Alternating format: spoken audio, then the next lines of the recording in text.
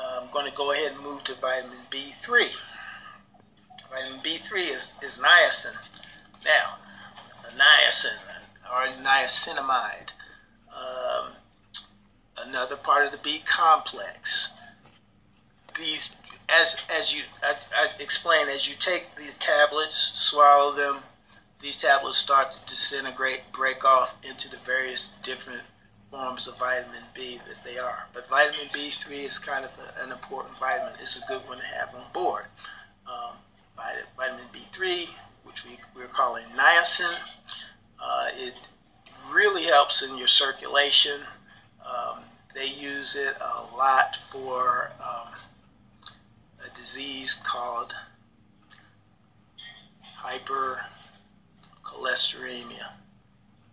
Don't know why I couldn't think of that right off the top of my head. I've been looking at it all day. Now, hypercholesterolemia is high cholesterol. Okay, so what is high cholesterol? Basically, it's like the fat in your blood is a good example.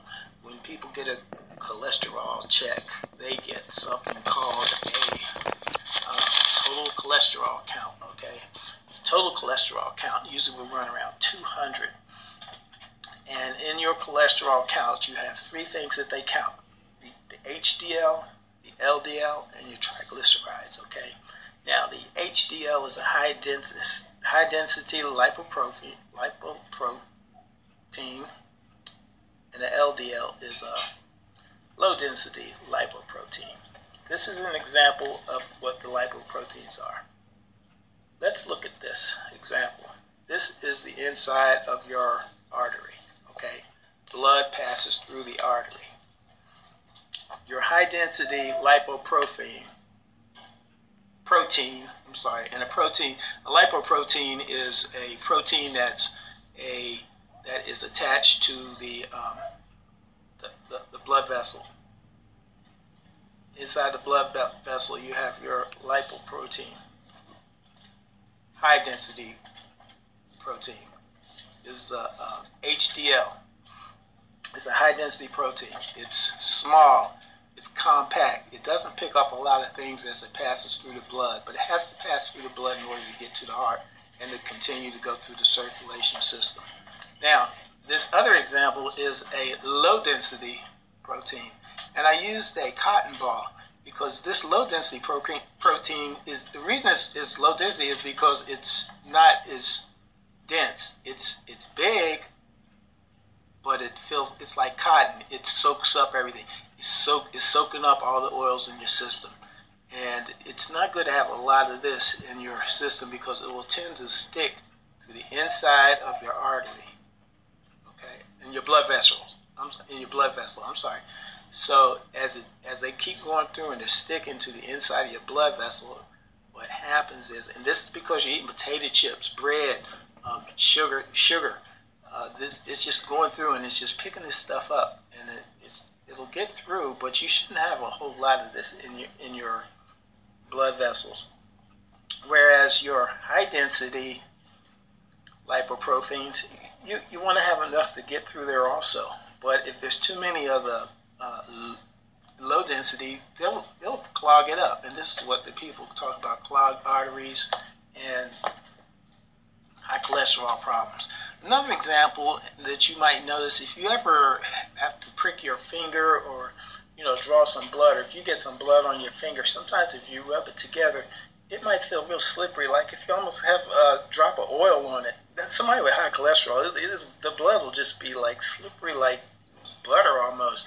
Whereas if you just had some water on it, you could feel a little friction in between there because there's no oil in the water. So, our system isn't designed to flow like water. The blood's not supposed to flow like water. The blood has to have oils and fats and stuff in it in order to carry the rest of the nutrients to the body. So, your HDL, which is the high density lipoproteins, proteins, those are good. The LDL, low density lipoproteins, which are they're the bigger ones. They're good too, but you don't have to have a whole lot of them in there. So they like to keep that the low density below 40, and your high density are like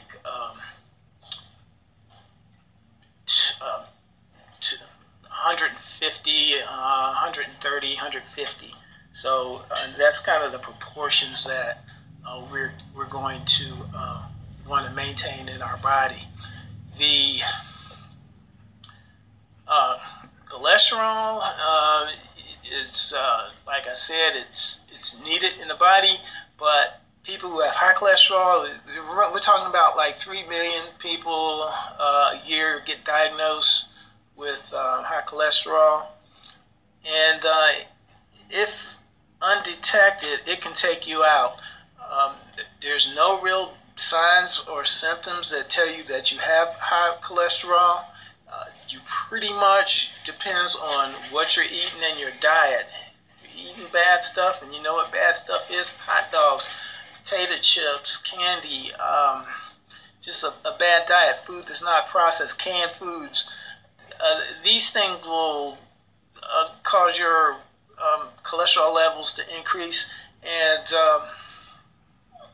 it's important that we learn like real good eating habits. People who don't have good eating habits have a tendency of having high cholesterol. One sure way how you can guarantee that you do not have a cholesterol problem or high cholesterol is there's one thing we found out.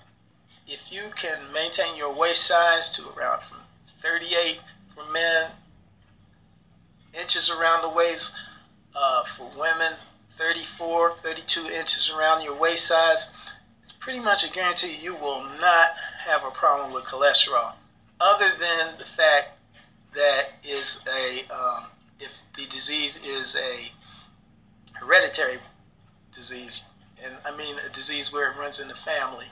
So if it's not a hereditary disease, you can get away with not having this disease at all. But it's very important that you get your cholesterol checked every 4 to 6 years, and you should probably start doing that after the age of about 25 or so.